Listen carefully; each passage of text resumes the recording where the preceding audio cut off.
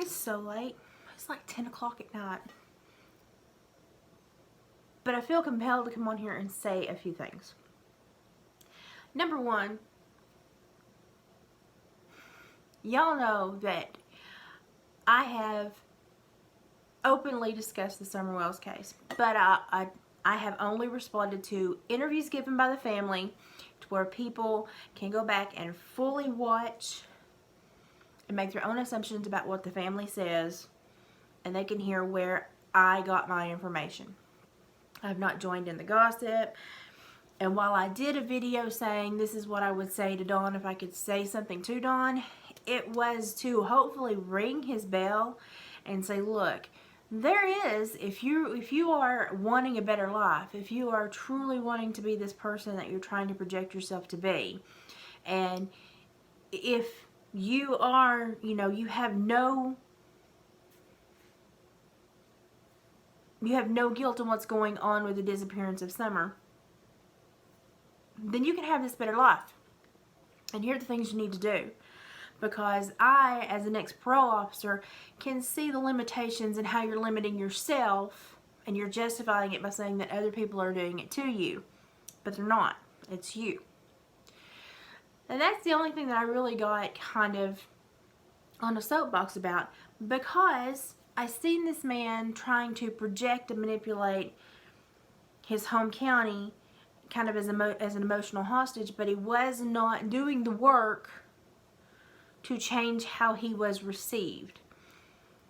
Because if you are an ex-con, there is a lot of work to be done to change and correct the way that people receive you. A lot of work. And it's hard work. And a lot of people don't respect the people that have felonies in their background and the work they do to overcome and correct the way that society sees them. I'm in my jammies. Y'all are just going to have to deal with me. But I had to get on today because everybody's talking about Don Wells is arrested. I don't know if he's been arrested or not. I have done the BOP prison GovLink search. Nothing. I can't find anything. I've done the VineLink search. I can't find anything. I can't find anything. But that doesn't necessarily mean anything, because I had people when I was a parole officer taken into federal custody, and they would blip off the radar sometimes for a couple of days until everything updated. So you know something? I don't know. Don't know if anybody's been arrested. I can't tell you, but I can tell you that the agencies in the reportable arrest databases that I use as an officer are not indicating an arrest. But like I said, sometimes I would have somebody arrested on a violation warrant or on federal charges and end up in another state, and I would not know for 48 to 72 hours. And I was law enforcement at the time.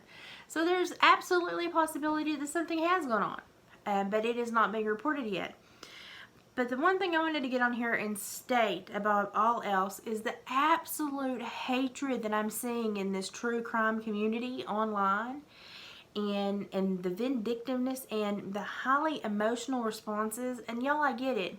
This is a little baby girl that was taken, and we don't know what's going on. We don't know where she is, and we all feel horrible. But let me tell you something.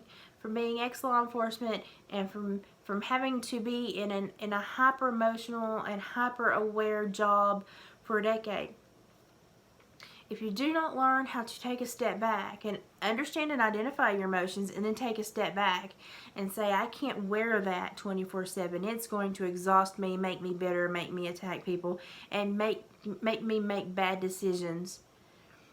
Because what I have to do until all of this goes to court is I can have an opinion, I can voice my opinion and concerns, I can ask people to show their whereabouts and the curiosities. If as an officer I could do these things. But the one thing I could not do was say you're guilty, even though I may have written a warrant with 18 charges and I knew I had them based on the police reports and the charges and what they were doing. I could not say you're guilty until the judge slapped the gavel on that revocation hearing. So as much as I want Dawn and Candace to be aware that There's absolute negligence in their parenting. We know that because DCS removed the boys. There's absolute SA in the past. We know that because Dawn has admitted to it. There are things that indicate red flags that we can say, we feel that you all have placed this burden of proof upon yourselves with the negative capacity you have shown. We need you all to either own up to some stuff or, you know, prove to us that you were not involved. And I understand the momentum behind that, but the truth is that they owe no answers to anyone except for the people that are investigating the case. And while that sucks, and while we all want Summer to be, you know, safe and found and okay, and we want this nightmare to end, we can't jump these hurdles ahead of law enforcement, and we can't go on to social media and act as though the judge and jury has already been there and we can say whatever we want to say. Now, I've been very careful to preface everything as this is my opinion. No one has been charged or convicted. I've not called anybody out. The negligence that I have called out has been substantiated by what the family has stated openly themselves. But what I see in the true crime community on YouTube is a lot of absolute hate. It's either on one side or the other. They're either defending the family or they're absolutely attacking anyone who is questioning the family. And it's very super hyper emotional. And what I can say to you is that if you are going to become this emotional over cases that are going to be long-term cases that are going to involve young children, that are going to involve most likely heinous acts, you probably do not need to be looking into true crime. You do not probably need to be following law enforcement and missing children cases. You probably do not need to be looking in and educating yourself about sex offenders and what they are capable and possible of. You do not need to be educating yourself about generational abuse. You probably need to avoid it altogether, because let me tell you one thing you have to have the capacity to do to survive this. And to have the personality and the mindset and the conviction to help bring a case to court without bringing yourself to your emotional knees. You have to be able to detach. And you have to be able to put it back here and say, I know this hurts me, I know this is horrible, I know this is heinous, I know this bothers me, I know it makes me want to cry, and I know it makes me worry as a parent about my own children. But what I have to do is put that back here, because right now, all we can do is rely on law enforcement. All we can do is rely on law enforcement. And if you continue to focus on the rumors being fed and the blatant disrespect that's going on in this community online, then you're just going to get yourself in this emotional, fixated, mass psychosis state to where you're just constantly feeding into any rumor and any new conspiracy theory or avenue, and that will confuse you, and that will cause you more. It's more detrimental than it is helpful to you. And this is going to end up how it's going to end up, and it's going to end up the way it's going to end up because of law enforcement and the people that have dedicated themselves to investigate this. It's not going to be solved because, you know, people got on Facebook and said, I know 100% they're guilty, or I know 100% they're not guilty. That's not going to have any bearing on this case. And the people screaming that the people on social media are convoluting law enforcement, no, law enforcement knows how to separate this. But at the same time, society is in this really gray area right now to where we're losing our social skills, we're losing our ability to react to people with humanity and absolute concern.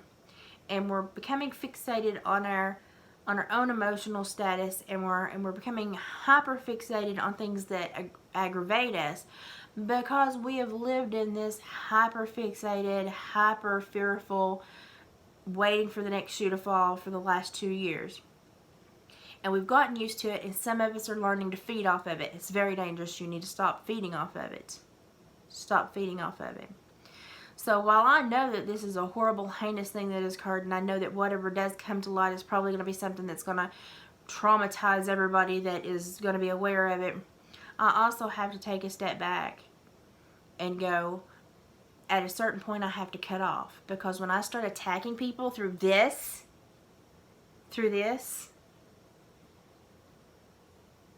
there's no reasoning to that. It's not going to improve the case. It's not going to improve law enforcement's odds of finding her. It's not going to improve your emotional stability at the end of the day. It's not going to improve your blood pressure at the end of the day.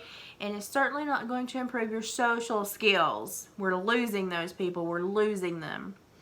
And so while I know what happened in this family in December is heinous, and that we're probably all going to see something that we don't want to know is probable in our nation, and in families in our nation, I have to say that what I'm seeing take place between people on social media is just as ugly, is just as harmful, is just as it's just as much feeding into the negativity that breeds the capacity for people to do harmful things to others, because you're starting to justifying your hate, and you're justifying why you can attack somebody on a belief.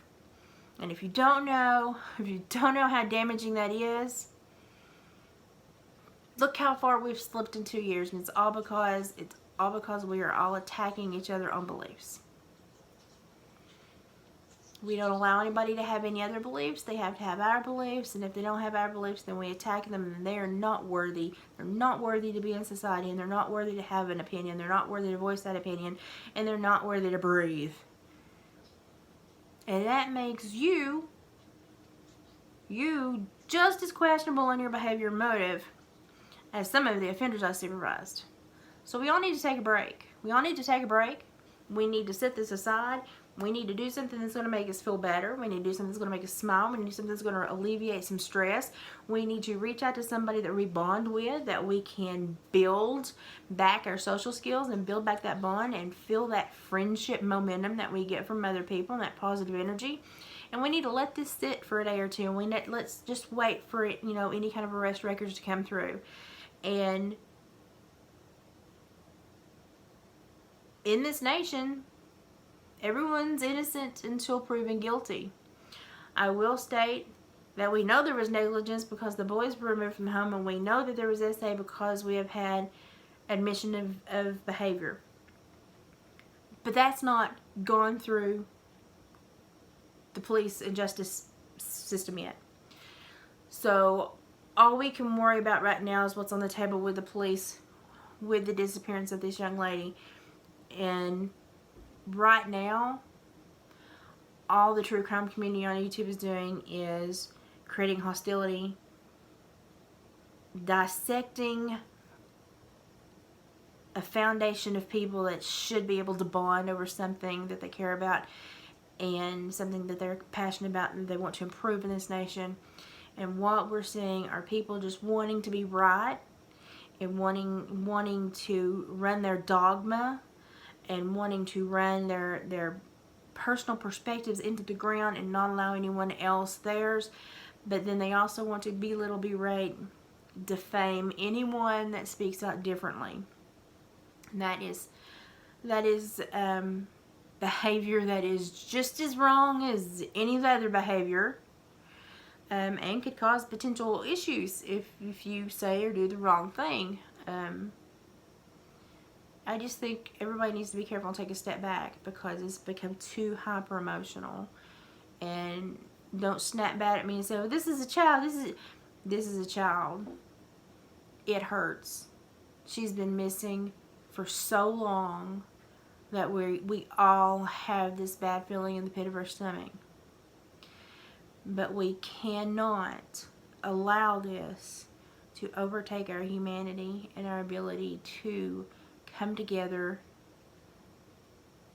and discuss this case without attacking each other. And all I'm seeing is attacking, or I'm seeing people get on and super attack the family and just berate them and say things that I would not say to a dog that shit in my yard and then growled at me. Just being honest. And while I know that there are some people that are capable of heinous things in this world, because I've supervised some of them, what terrifies me is the hate and disregard for everyone else that I'm seeing online. And I think we need to take a night and go to bed and think about how we're projecting ourselves. And if Summer was found tomorrow, how would she feel in 10 years if she got on the internet and watched our videos and saw our behavior? How would the boys feel in a few years if they get on the internet and see what we put on YouTube and saw our behavior? Would they learn something? Would they have good questions to, perhaps redefine their life and make a new start and understand how to stop the generational issues that are going on? Or would they feel so disregarded as people that they detached even farther from society? Because even the people that care for Summer are at this point showing such hatred towards certain groups or certain people with beliefs or certain YouTube creators that is terrifying to log on and watch some of this callous banter go on. And if you're there and you're that emotional, this is not the topic for you. Not at all. So let's give it a couple of days and see if anything comes to light. I'm not lying. When my guys would get arrested, sometimes, it would take 48 to 72 hours for them to ping, especially if they went into federal custody. Lots of times when mine were arrested, they would end up in Georgia. But I cannot verify anything through the BOP prison system website for federal inmates, and I cannot verify anything through VineLink, anything. I'm not showing any arrest, but like I said, it doesn't always show immediately. Let's just take a chill pill, back away, reevaluate ourselves and our momentum and our energy, and not attack somebody. Let's just wait and let law enforcement do their job and understand that at this point in this investigation, that is basically all we have within our power to do. Sad, but very true. Alright. And that's it for me. So Mama Liz, going to bed.